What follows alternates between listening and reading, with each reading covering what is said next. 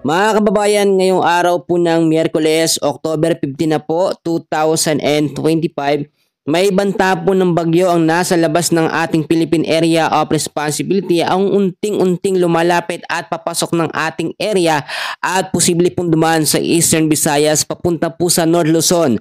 So alamin natin yung mga posibilidad na pwedeng mangyari kung ito nga po yung magbabago pa ang direksyon o direktang tatama po sa ating bansa. Aalamin din po natin ang weather system na nakakaapekto ngayon sa malaking bahagi ho ng ating bansa, kasama na rin po ang mga possible na aftershocks dahil po sa malalakas na mga lindol nitong mga nakaraang mga araw.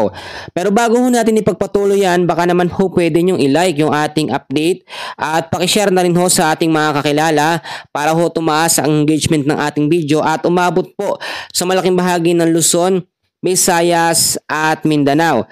Sa kasalukuyang update po natin ay dalawang low pressure area po ang ating minomonitor sa ngayon. Meron pong isa na nasa loob ng ating Philippine Area of Responsibility, pero ito po ay unlikely na maging isang ganap po na tropical depression. Nasa area po ito, lokasyon niya 130 kilometers east of southeast of Baler, Aurora. Pag sinabi ho natin unlikely, mas mababa pa siya sa low chance na maging tropical depression. At kapag ka unlikely po, inaasahan nito na mas mataas ang chance ang malusaw sa mga susunod po na mga oras dahil po sa epekto ng easterlies. Yung sinasabi ko naman ho na isang banta ng bagyo ang papasok sa ating par sa araw po ng Huwebes at Biyernes, meron ho itong lokasyon ngayon na 1,770 kilometers northeastern Mindanao. At sa ngayon, ito po ay nasa medium chance na maging isang ganap po na bagyo. So ngayon, tingnan muna natin yung ating tinatawag po na live weather radar. Ipapakita ko sa inyo mabuti yung sinasabi ko po na banta ng bagyo na posibleng pumasok sa loob ng ating area.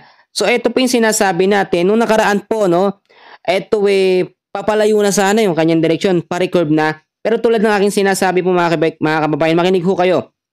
Dahil po sa hangin na ito, o yung tinatawag natin na easterlies, ay sumasabay po yung direksyon nito nga pong low pressure area na nasa labas ng ating par para mabilis pong lumapit dito sa ating Philippine Area of Responsibility at makapasok sa ating bansa. Kung napapansin nyo, sinusundan niya yung hangin. Ito ho, yung hangin ho na yan, yung nakikita nyo yung pressure ng hangin na yan, tinatawag po natin yung easterlies or yung mainit na hangin na nanggagaling sa karagatang Pasipiko na nakakaapekto po sa ilang bahagi ho ng Luzon, Visayas at Mindanao.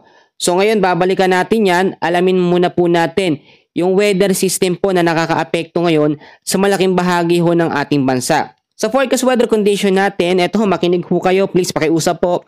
Sa area ho ng Metro Manila, sa may Calabarzon, Isabela, Aurora, Pampanga, sa may Nueva Ecija, Bulacan, Bataan at Camarines Norte, patuloy ho makakaranas yung mga lugar na aking binanggit. Umaga pa lang ho ng maulap na kalangitan at meron po mga kalat-kalat na pag-ulan, pagkulog at pagkidlat dahil po sa low pressure area na sinasabi po natin nandito sa bandang Aurora. So ito naman ay unlikely. So pag unlikely ho kasi ang low pressure area, wala siyang pinakasentro o pinakamata. Hindi ho kagaya nitong isang low pressure area na nasa medium chance na maging isang ganap na bagyo. May pinakamata na siya, no? Consistent. O mas tumaas siya ngayon. Kahapon nasa 30 lamang ito. Ngayon 35 kilometers per hour. So may movement talaga at pagkilos yan. Yung LPA naman na nandito po sa loob ng ating bansa, inaasahan din na malulusaw ito sa mga susunod po na mga oras. Pero bago ho ito malusaw, nakakaapekto ito sa ilang bahagi ho ng Metro Manila, Calabarzon, Isabela, Aurora, Pampanga, Nueva Ecija, Bulacan, Bataan at Camarines Norte. Lahat po ng mga lugar na aking binanggit, posible pong makaranas ng mga pagbabaha at landslide kapag ka nagkaroon po ng moderate at heavy rains anuman pong oras. So eto na tayo. Sa area po ng Visayas, kasama ho ang Mimaropa at the rest po ng Bicol Region, patuloy din po makakaranas ng maulap na kalangitan na meron po mga isolated rain showers or thunderstorms dahil po sa easterlies. So yung easterlies, ito ho yung mainit or maalinsangang hangin na nanggagaling po sa may karagatang Pasipiko. Kung napapansin nyo yung hangin na yan, tuloy-tuloy yung sirkulasyon ng kanyang hangin. Kaya nga po noong mga nakarang mga araw, wala tayong nararamdaman na malamig na hangin dahil po sa easterlies. Nagpapalitan lamang ho yan. Yung easterlies at yung northeasterly wind flow, saka yung southwesterly wind flow dito po sa may kanlurang bahagi ng ating bansa. Pero bumalik ngayon ulit yung northeasterly, no? So ngayon ho, dito naman tayo sa extreme Northern Luzon, yung area ho na yan ay patuloy din po makakaranas ng maulap na kalangitan na meron po mga isolated light rains or mahihinang pag-ulan lamang dahil po sa northeasterly wind flow. Pag sinabi po nating northeasterly wind flow, yan po yung mahinang amihan. Yung northeast monsoon, yan po yung full amihan o yung pinakakabuuan talaga ng amihan season. So dahil nasa northeasterly wind flow pa rin tayo, mahinang amihan lamang yan. So hindi ganun kalamig, no? Pero may epekto pa rin yan. Posible pa rin dyan na makaranas po ng mga mahihinang pag-ulan dahil sinasabayan din ng easterlies. Ito nga pong northeasterly wind flow.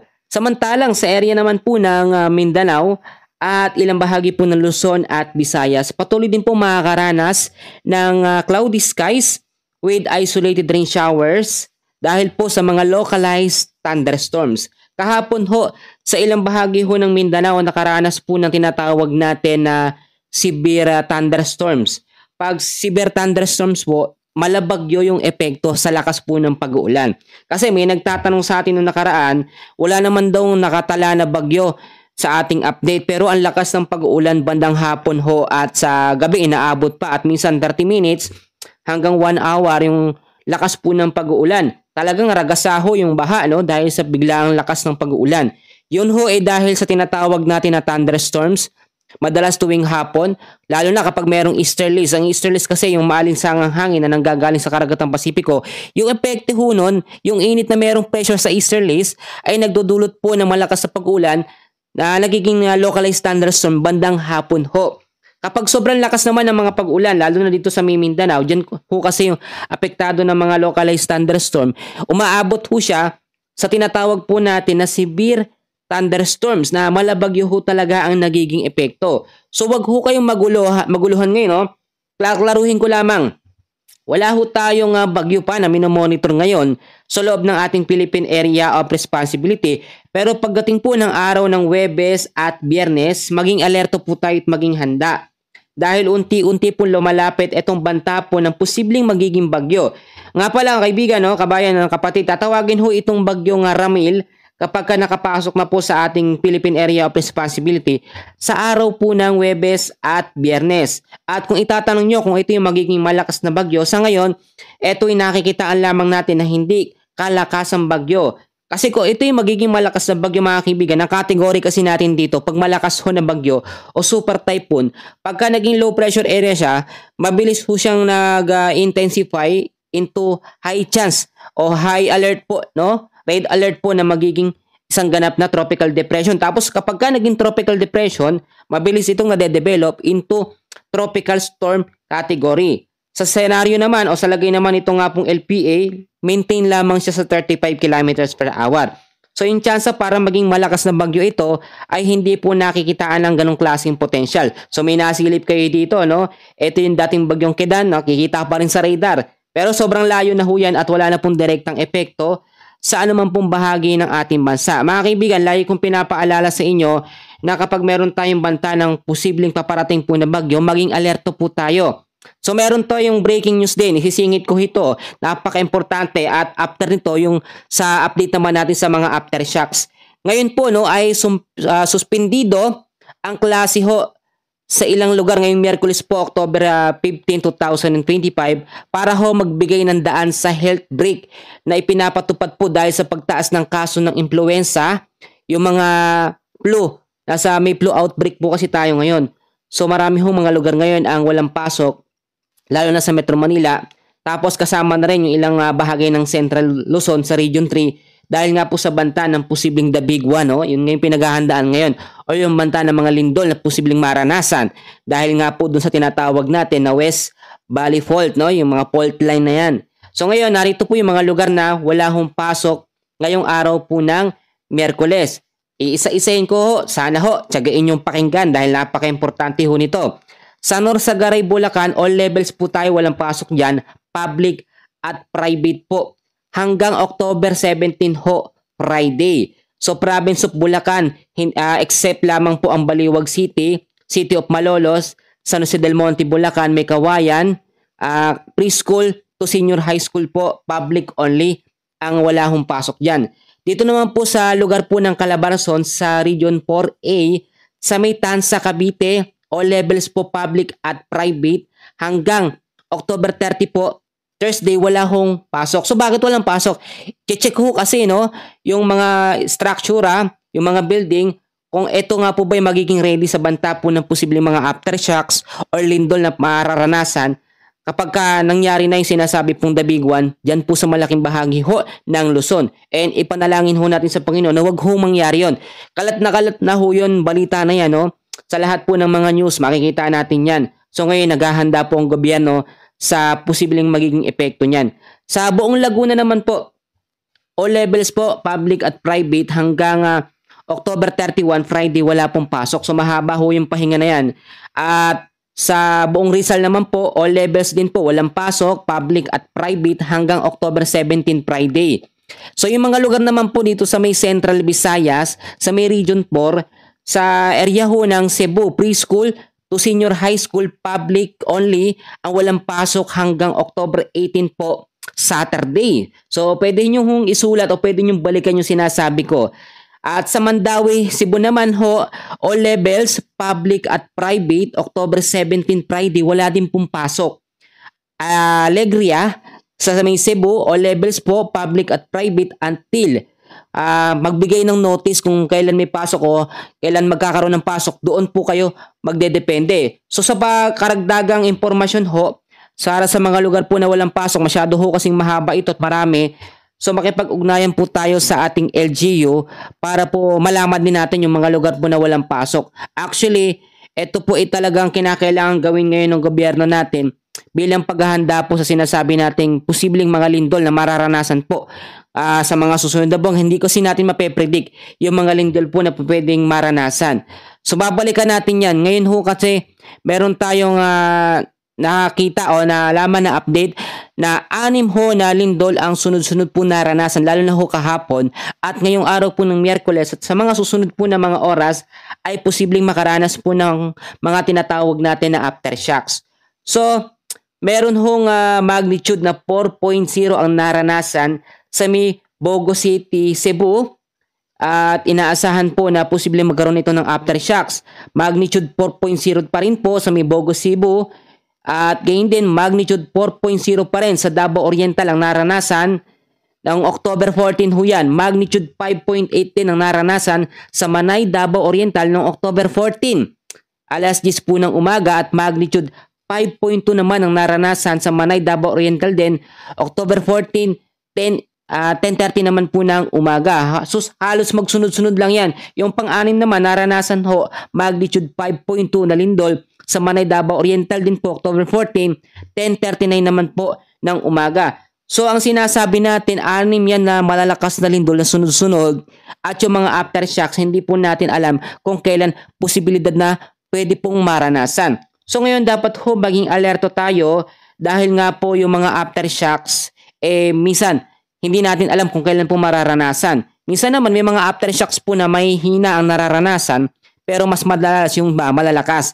So, yung sunod-sunod po na aftershocks ay tumatama po yan sa bandang area ho ng Cebu, sa may Davao, dyan po kadalasan.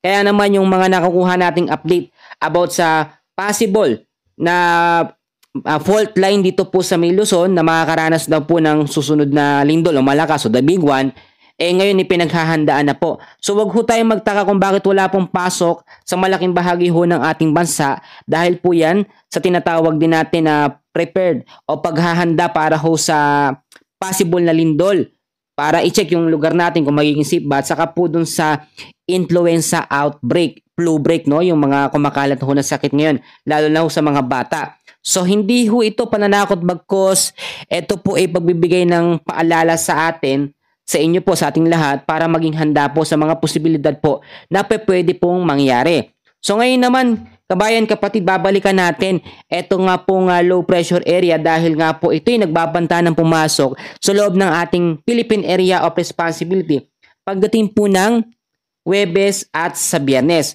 So kung meron tayong mga kamag-anak at kakilala, pwede nating sabihan about po dito sa posibleng banta ng bagyo. Tatawagin itong bagyong Ramil kapag nakapasok po ng ating Philippine Area of Responsibility. meron pa rin po tayong dalawang senaryo dito na kino-consider. Unahin ko na po yung unang senaryo natin dito nga po sa banta ng low pressure area at banda rin ng posibleng susunod na bagyo na ay yung sumunod po siya sa pressure ng hangin na ito sa easterlies at mabilis po siyang madedevelop bilang isang bagyo at una pong tatama at dadaan o mararanasan ng area po ng Eastern Visayas yung tropical extension po nitong tinatawag natin na banta ng panibagong bagyo.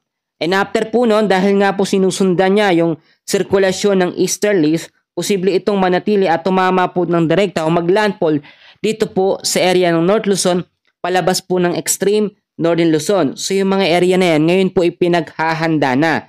Yung pangalawang senaryo naman natin, kung titignan nyo mabuti, nagkaroon siya ng tinatawag natin na recurve system dito. Nag-recurve na siya ng una at hindi na nga papunta doon sa ating area.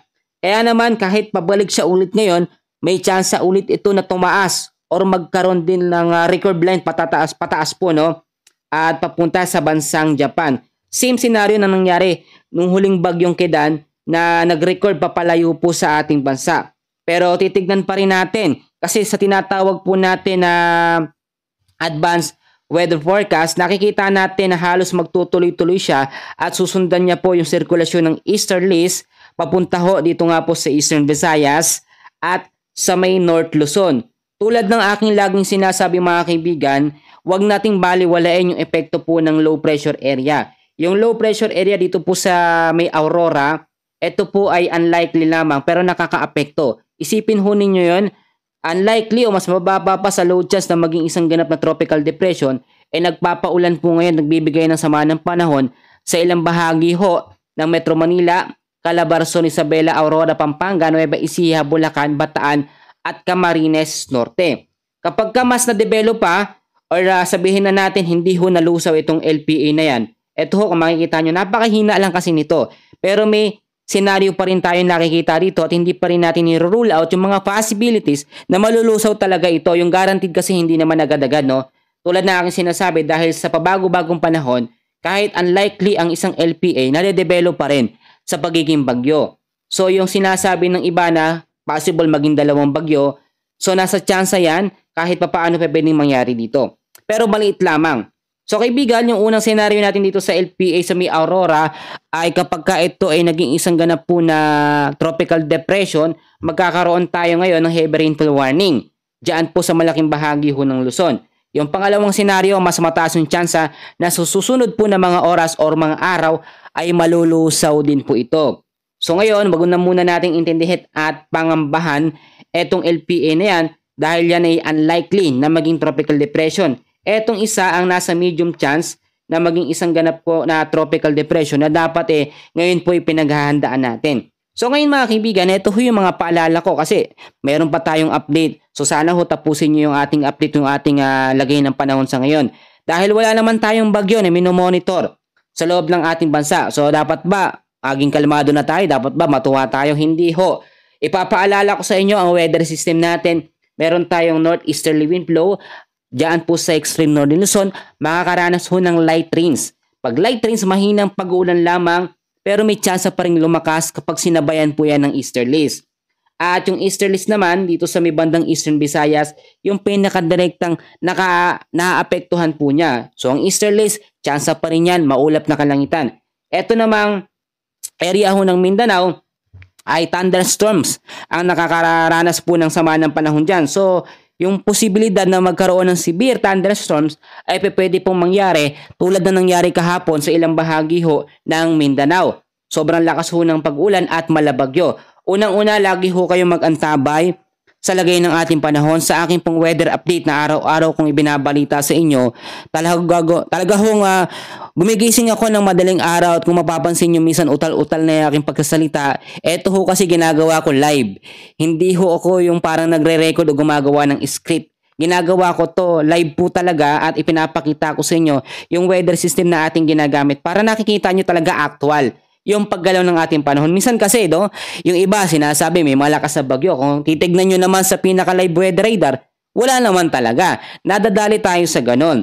At yung pangalawa, lagi ko pong pinapaalala, na dapat po naka-safety yung mga importante nating gamit. Ngayon ho, pwede kayong makipag-ugnayan sa inyong mga LGU na malapit sa inyong mga kaibigan dahil po meron tayong tinatawag na go bag.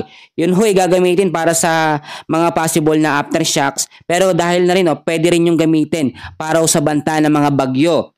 Yung go bag ho na yun, kompleto na yun. Meron pong mga flashlight, meron pong mga medical kit, first aid kit, meron ho yan, kompleto ho yan. So bukod doon, yung mga appliances na hindi naman ginagamit, pwede natin i-unplug yung mga wire niyan agad-agad pag merong malalakas sa pag-ulan. Yung mga papeles at dokumento natin, dapat naka-safety na yan para huhugutin at bibit-bit na lang po. Lalo na sa malaking bahagi ho ng Metro Manila, sa Visayas at sa Mindanao. Yung pangatlo, lagi kong sinasabi, yung mga nakatira ho malapit sa paanan ng bundok, yung mga nakatira malapit ho sa mga baybayin, lalo na dito sa may Visayas area, sa may Cebu, dyan po sa may area ng Mindanao, Davao Oriental, lumikas ho kayo kung kinakailangan. Meron tayong alert ngayon ng mga aftershocks, hindi lamang dahil sa banta ng mga bagyo. So mas maganda, kahit ho hindi mag-anunsyo ang iyong LGU ng force evacuation, tayo na ho kumilos. Na kung napapakinggan nyo yung update ko, sundin nyo ho. Wala hong nawawala bagkos, makikinabang pa tayo. Yung buhay pa natin ay maliligtas, no? Kaya dapat ho, lagi tayong nakikinig sa update ng balita. Sa lagay ng panahon, may lindol man, kahit anong pong mga disaster, aalamin ho natin yan. Yung pang-apat natin, kung kaya ho natin mag-imbak ng pagkain, natatagal ho kahit ng ilang araw lamang, dahil importante sa ganitong season ay meron tayong mga imbak ng pagkain. Yung iba ang sinasabi sa akin, paano naman daw yung isang kahig, isang tuka lang? Ano daw yung itatabing pagkain nun? Wala naman daw silang pambili. So hindi naman kailangan sobrang dami ng pagkain natin. Yung tipong may sapat lang tayo na pagkain sa pang ilang araw, lalo na ho ngayon, sunod-sunod ang mga pag-uulan, may mga bagyo, tapos may mga paglintol pa. So importante ho yun. At eto din mga kaibigan ko, lagi ko din sinasabi na maging responsable tayong mamamayan. Wala pa man bagyo, pero possible kapag nagkaroon ng bagyo at nakapasok na itong banta ng bagyong Ramil, sa Huwebes at sa Biyernes, possible yung malalakas sa pag-ulan at posible din magkaroon ng mga pagbabaha. Kaya ngayon pa lamang ho, ay linisin na natin ang ating kapaligiran, no? Yung mga basura, i-segregate po natin, maging responsable ho tayong mamamayan. Hindi lamang ako, lahat ho tayo. Magtulungan tayo ngayon. Yung iba kasi mga kababayan natin nakapokus ho sa flood control, dun sa kinurap ng mga kontratista, wag na muna. Isipin na muna natin yung safety natin, yung pamilya natin, itignan natin, maging maayos tayo at makipagtulungan ho tayo sa ating mga kababayan sa community natin. At ito yung panghuli ko, kinakailangan ho natin manalangin sa Panginoon sa safety po ng bawat isa. Tulad po ngayon, marami ho nagkakaroon ng anxiety, nagkakaroon ng depression, panic attack dahil nga po sa sunod-sunod na mga lindol na nangyari dito po sa may Visayas, diyan po sa Mindanao at ngayon naman yung banta po ng The Big One na sinasabi possible na direktang tumama ho dito po sa malaking bahagi ng Luzon. Sa ngayon po, ito sasabihin ko sa inyo, wala hong makakapredict kung kailan po mangyayari ang lindol. Minsan naghahanda tayo sa banta ng lindol, hindi naman lumilindol. Minsan yung akala nating hindi lilindol, bigla namang lilindol. Tanging Panginoon lamang po nakakaalam sa mga possible na pwede pong mangyari. So dapat lagi nating uunahin na manalangin po sa Panginoon dahil yung safety po natin, siya po ang may hawak. Ang buhay ho natin, siya po ang may hawak. So may dagdag tayo ngayong breaking news, kapapasok lang din po. Wala pong pasok from October 15 hanggang 18 po 2025, Wednesday hanggang sa Sabado, all levels po public at private sa entire province po ng Cavite. So dahil yan sa sinasabi natin na banta po ng influenza at yung sa banta po ng possible na mga aftershocks or mga bagyo. Yung mga area kasi na tinamaan ng fault line, west fault line at yung mga lugar ho na yan na may linya ng possible na matamaan o maramdaman yung bagyo at lindol, doon po yun walang pasok. I-check kasi yung mga lugar at para din magkaroon ng pag-iingat. Iwas muna tayo sa sobrang dikit na mga tao, maraming mga tao. Lalo na ho sa Metro Manila, talagang matindi ho ngayon ang nagiging problema. So marami akong mga lugar na sinabi kanina at kung sasabihin ko lahat ng mga lugar na walang pasok, hindi ho tayo matatapos ngayon. So para sa karagdagang impormasyon, makipag-ugnayan din po kayo sa inyong mga LGU. Idadagdag ko din mga kaibigan na kinakailangan natin sumunod po sa mga protocol. Meron po tayong mga update sa mga dapat nating gawin. Lagi kong pinapaalala, lalo na nung mga nakaraan, ang dami hong namatay dahil po sa malakas na lindol na hindi naman talaga natin inaasahan. Wala namang makakapredict po ng lindol eh. Talagang disaster po yan. Kapag mayroon pong paglindol, lalo na dyan po sa may Luzon, kasi in the big one, sinasabi nila na possible na tumama nga po ngayong month ng October o November, hindi naman natin malalaman yan, pero yung pinipredict po ng taga PBOX, no, at yung ginagamit na makinarya o sistema, ginagamit po na mga tools na pwedeng makapredict po ng lindol ay ngayon nga daw pong October. So kapag nasa loob ng bahay, lagi kong sasabihin at paalala ko, tumayo lamang tayo sa isang lugar na ligtas, yung alam natin na hindi mababagsakan po ng mga mabibigat na mga bagay. Huwag ho tayong tumakbo at manatili lamang po tayo sa isang lugar. Pangalagaan ang ulo at leeg dahil yan ang pinaka-importante. Huwag ho tayo magtangkang lumabas. Kung talagang yumayanig na, tuloy-tuloy po ang mga paglindol. At kung umaarin kayo ng mga earthquake drill, importante ho yun. Yung iba kasi natataranta, hindi na ho nasusundan yan. So kapag nasa labas naman ng bahay, ang importanteng gawin natin, lumayo ho tayo sa mga gusali, yung matataas na buildings, yan po, mga poste. Tumungo tayo sa maluwag na area o lugar, yung sa open space, para wala hong babagsak na kung ano mang bagay sa atin. Kung may puno man, kahit papaano, lumayo din po tayo. At kapag tayo naman po ay nasa sasakyan natin, huwag po magpatakbo, huminto muna. For the meantime, hintayin na humina yung lindol. At ganun ho, lumabas ng sasakyan, pumunta sa open space. Pagkatapos ng lindol, ito ang dapat natin gawin mga kaibigan, mga kababayan. Suriin ho ang sarili at kapaligiran. Tignan natin sarili natin. Mamaya pala, tinamaan tayo ng lindol or meron tayong mga sugat, dapat ho magkaroon agad tayo ng tinatawag na first aid. Makinig ho tayo sa mga otoridad at mag-ingat po sa mga possible na mga aftershocks. Marami pa mga paalala. Tulad na lamang magkaroon tayo ng mga emergency kit. Yung sinasabi ko ho na go bag, meron na hong ganyan sa mga LGU, makipag-ugnayan po kayo. So yung mga aftershocks, actually, kung i-check nyo ho sa page ng PBOX, minuto meron mga aftershocks. Meron po mga magnitude 1.1, 1.2. Yun ho kasi yung mga ganong magnitude lamang, hindi na nararamdaman. Yung parang feeling nyo, nahilo lamang kayo, pero lumindol pala. Yung mga malalakas talaga na lindol, yung mga tipong nasa magnitude 6.0 hanggang 7.6, hanggang yung pinakamalakas po niya, 8.0 hanggang 9.0 na magnitude. Yan ho talaga yung pinakamatindi. So dapat maging handa, maging alerto tayo sa mga posibilidad po na pwedeng mangyari. So tulad na aking sinasabi at lagi kong pinapaalala, ngayon po kasi ang kinakailangan talaga natin ay maging handa sa mga posible pong mangyari. Meron ho akong i-share ngayon na Bible verse. Alam ko yung ibang mga kababayan natin hindi na nakakaabot dito. Pero yung nakakaabot dito sa dulo, sobrang tiyagaan nyo ho at ako po'y humahanga sa inyo. Please pa-comment po ng pangalan ninyo kung taga saan kayo para humagawan ko kayo ng special shoutout sa susunod na update natin. So narito na po muna ang ating Bible verse of the day. Sa Awit chapter 121 verses 7 to 8, mga kapatid, narito po ang sinasabi. Ililigtas ka ng Panginoon sa lahat ng kapahamakan, iingatan niya ang iyong buhay, babantayan ka niya sa iyong pag-alis at pagbalik ngayon at magpakailanman. So ito pong Bible verse na ito, ilang araw ko na pong isineshare sa ating mga kababayan sa nakikinig po sa aking channel. Tinitake ko po talaga yung opportunity kahit magpaulit-ulit ako kasi yung iba hindi nakakaabot hanggang dulo. So ibig sabihin talaga nito, ito ay para sa atin na sobrang nangangamba at ang iniisip natin wala na tayong safe place o hindi na tayo safe dito sa mundong ito, lalo na dito sa mga lugar po na nakakaranas ng sunod-sunod po ng mga paglindol at sinasamahan pa ng sunod-sunod po ng mga bagyo. Baunin natin yung sinasabi ho ng salita ng Panginoon sa Awit 121, 7 to 8 at ililigtas tayo ng Panginoon sa lahat po ng kapahamakan at ngayon at magpakailanman sa ating pag-alis at pagbalik. Kaya nga po napakahalaga na tayo po ay nananalangin sa Panginoon sa mga sitwasyon na tayo parang nag-aalala or nababalisa. So meron din tayong isang Bible verse pa. Ang sinasabi naman ho sa Pilipos chapter 4 verse 6, huwag kayong mga balisa sa anumang bagay, kundi sa lahat ng mga bagay, sa pamamagitan ng panalangin at daing na may pagpasalamat ay ipakilala ninyo ang inyong mga kahilingan sa Diyos. Ibig sabihin, kapag tayo ay nababalisa sa isang bagay or tayo ay nangangamba, natatakot, kinakailangan natin manalangin. So, yun yung panalangin po kasi, yan yung way ng pagkikipag-usap natin sa ating Panginoon, sa Diyos, no?